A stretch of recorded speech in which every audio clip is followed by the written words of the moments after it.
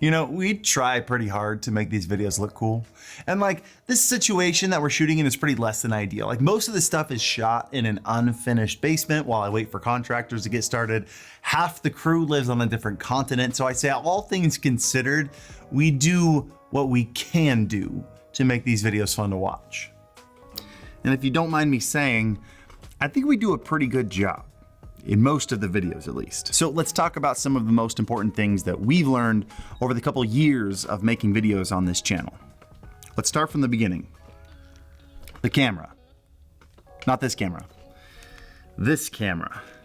This is the Sony FX3. And it's what I use for all the A-roll shots in this video. A-roll is a shot like this where we're sitting and just chatting it up on camera. Since this is an educational channel, a conversational channel, if you will, you spend a lot of time looking at my face and hearing my voice. We want to make these look and sound as beautiful as possible, so when we shoot these videos, the footage actually looks like this. We used to use this cinema camera, this Blackmagic 6K, and the footage was incredible. This is the first cinema camera I ever used. This is what we shot all our videos on for a while, but unfortunately sending 6K raw footage over an ocean was, Sam, how would you describe it? Hell. And so when this camera came out, the A7S Mark III, and the footage looked just as cinematic, and it has a flip out screen, and it can shoot 4K 120 frames per second, and autofocus, oh my gosh, autofocus. It's just that oftentimes we place so much emphasis on big, bulky cinema cameras when nowadays mirrorless cameras look just as good, honestly, if not better. And the FX3 that we're using here is essentially the exact same camera as this. Same exact internals, just a little bit more structured towards cinematography. On this camera, we're typically using the Sony 12 to 24 G Master lens, which is a beast of a wide angle lens. Seriously, look how wide this thing gets.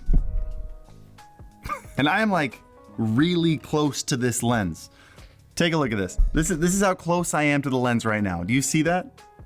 It's ridiculously wide. But that way, if we're doing a gear review and there's a ton of gear on the table, or maybe we do a punch-in like this so we can have graphics on the side over here, it gives us a lot of room to work with. I also love having a zoom lens that I can reach forward and just zoom in for dramatic effect on some sentences. It helps keep the video interesting and it flows, keeps the momentum going, you know? We also use an XLR shotgun microphone here. In this case, the Rode NTG4 Plus. I prefer shotgun mics over lavaliers. Not only do they sound more natural in my opinion, but also they require a lot less setup time. We keep it mounted right on top of the camera here. That way if I move the camera, the microphone comes with it. And because of the wide angle lens, I'm sitting close enough that having it on a separate boom arm is just not gonna make a huge difference. The goal of all of this so far, by the way, is to minimize setup time, because the less time I have to spend here, the more time I can spend in here. And lastly, we've got these two big aperture lights on me, and these are new. The first one is this big old heavily diffused dome light. The second one is this more spotlight one. If I zoom out, you can actually see it, just to give a good rear light. And this all comes together, and in the end, the footage looks like this. It doesn't look like this yet. Still looks like this. Looks pretty good, right? This is what I send to Sam and Scott. And I am aware, by the way, that this doesn't look great. This is totally intentional. This is a color profile called log. It's a really flat color profile that preserves all the color information in it. So when you add LUTs and color correction, you have a ton of flexibility with it. But this is when I take this guy and bring it to Scott.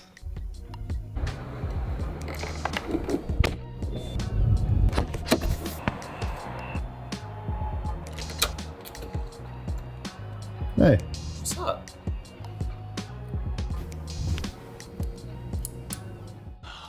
Yep, it's editing time. Now that Harris has brought over all the footage, what I'm actually gonna do is I'm gonna take all the footage from that SD card and I'm gonna put it onto a hard drive which is plugged into the Mac Mini. Speaking of the Mac Mini, I edit on the brand new 2020 M1 chip Mac Mini with 16 gigabytes of RAM and 1 terabyte internal drive storage. Now I need an external hard drive because each one of our projects and videos that we make is about 200 gigs.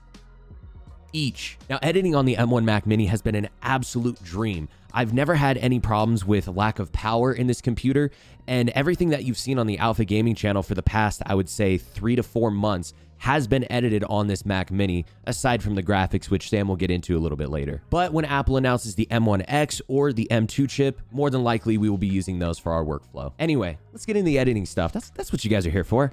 Let's hop over to the computer. So what you're looking at on your screen right here is the intro to this video, actually. And you're probably wondering, one, why is Harris staring up at the ceiling? But by this time, you'll probably understand why.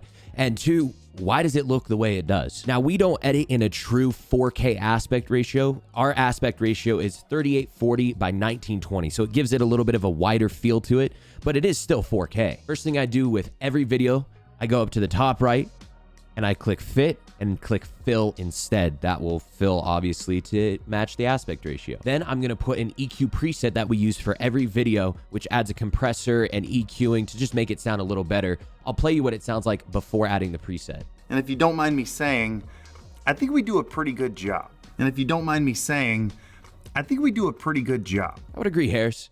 We do a pretty good job.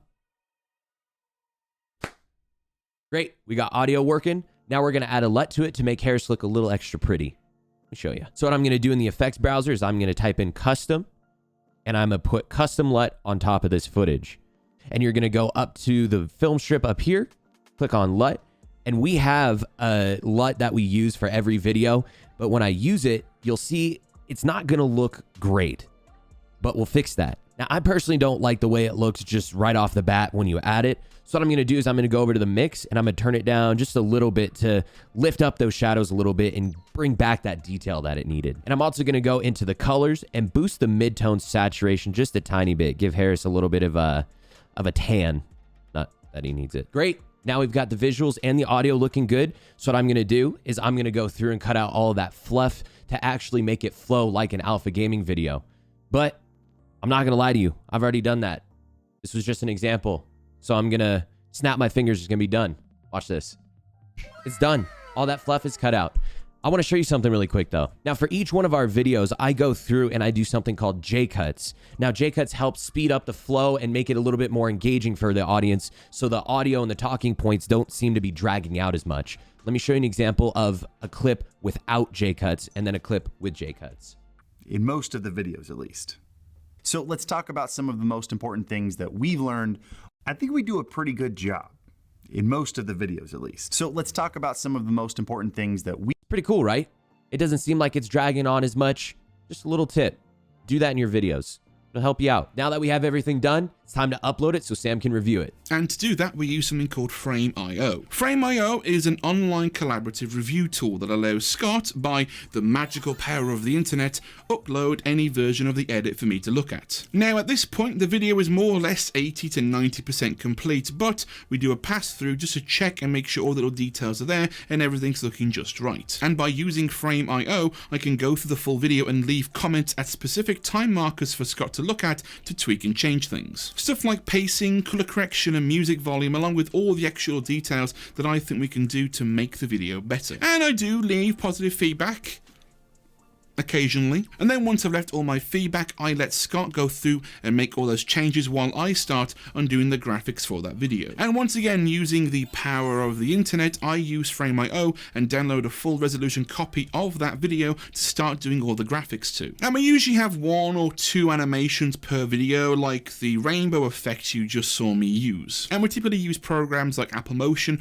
or Adobe After Effects to help create those graphics for those videos. And by adding these graphics and extra polishing touches, it really increases the production value of our video and takes it to the next level. It also does a great job of adding a little bit of personality to the video, as well as adding some visual stimulation for the person watching. And you can really see how much of a difference adding graphics to a video can do. You can turn something like this. So I gave the Go XLR a 10 and the Wave XLR a 9.5. The only reason I took off 0.5 on the Elgato is because you can't add plugins to it, like compression, into something like this. if sound quality is all you're looking for. So I gave the Go XLR a 10 and the Wave XLR a 9.5. The only reason I took off 0.5 on the Elgato is because you can't add plugins to it, like compression and EQ. We also have non-specific graphics that we include in every single video, things like our title card, our end screen, as well as the little banners you see that animate on screen as well. We do all of those inside of Apple Motion, and we use Apple Motion because of its deep integration into Final Cut Pro. I'll give you an example. The use of drop zones inside of Motion allows us to create some really cool effects with our end slate that we use in all of our videos. As you can see here, when the frame animates inside of the end slate,